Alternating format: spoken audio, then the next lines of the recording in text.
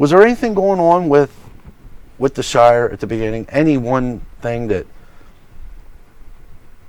like sort of stole your heart in the context of just the Shire stuff before we even get into the adventure?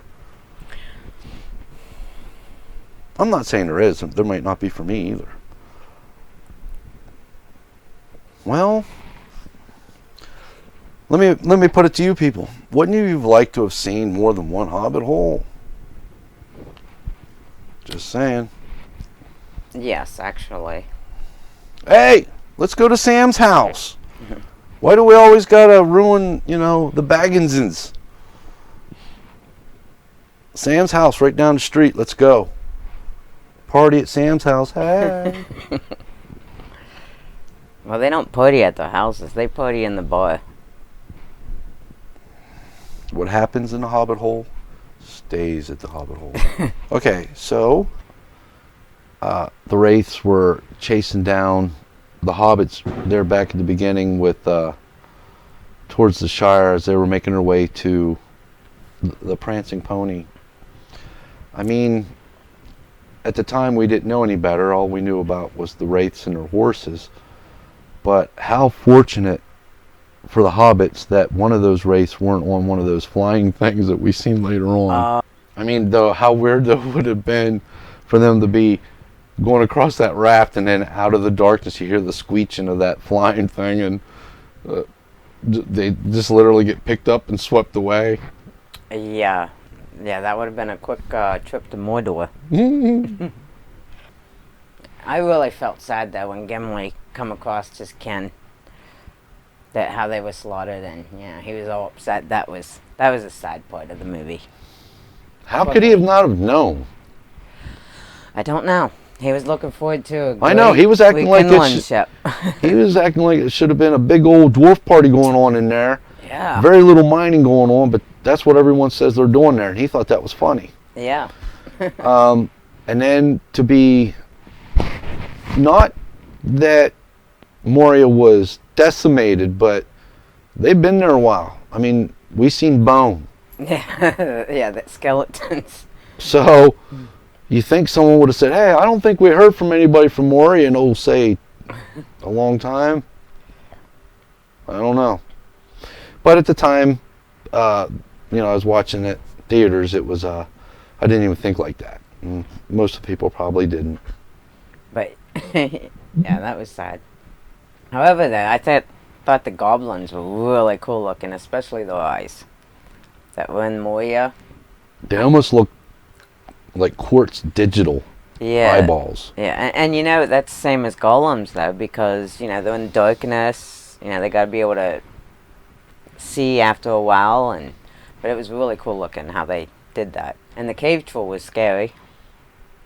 I think we all mourned for the passing of the cave troll. Yeah. But I thought it was hilarious how Boromir shuts the door and says, they have a cave troll. Right, the first opening act.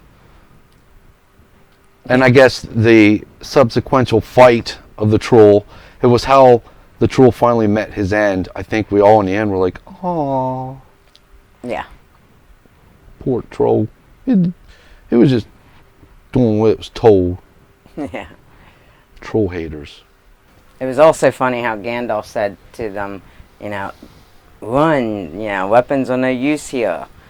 And somehow he ends up being at the front of the line. And Legolas, yelling at him, come on, Gandalf, I'll catch ya. He's supposed to be in behind. Everybody's supposed to go in front of him because he's the one with the power to stop this thing. And somehow he ends up at the front of the line being caught by Legolas. Well, everybody else is behind him. How is that possible? But that was pretty funny to me. Respect your elders, people. That was pretty funny to me. But moving on there, they get through Moria. Gandalf does his whole staff thing towards the end. And then they get into Lothlorien. And I think it was really funny how Gimli was saying about, the witch elf of Lothlorien. There's a mysterious witch who lives in these woods. Yeah, the witch elf. And it was really funny how he's saying about how he's got eyes of a hawk and ears of a Fox. and and then they stick their arrows all at him. Stay close, young hobbits. That was funny. I thought his character shined at that moment. Kind of makes me wonder, though, with the Lithorian elves there, obviously tracking the Fellowship, why put the arrows in their faces?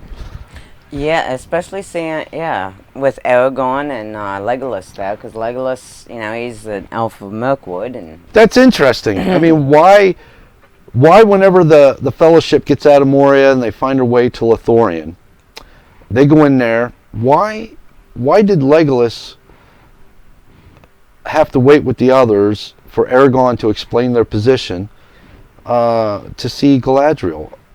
Legolas is like the prince of where he comes from. Everyone knows his dad, in the elf world anyway. right. He's a big thing.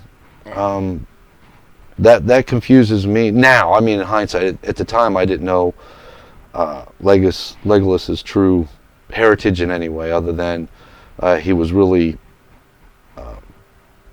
on Aragorn's side of point of views. It wasn't until later when The Hobbit came out and I actually got a chance to see Legolas's dad in control of his realm that I realized how powerful of an elf he is.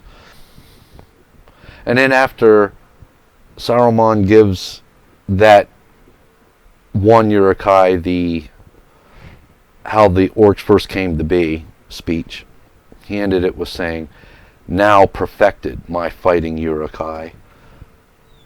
Ooh, I would have loved more of an explanation on that. Why? How did it go from orc to Uruk-hai? What was that all about? Are we saying that in this goopy stuff introduced to us in the movie with the Uruk-hai hatching out of it, this membrane of things, or was that Saruman saying that we threw an orc in there and then some other things, and then now we have a Uruk-hai? It's a perfected orc. What makes this Uruk-hai the perfected orc that they tried to make in the past? I'd like to know. Yeah, I would like to know myself. I don't have a clue. Hi everybody. Thanks for watching. If you liked what you've seen so far, why don't you go ahead and click this thing. Watch the whole show. See you there.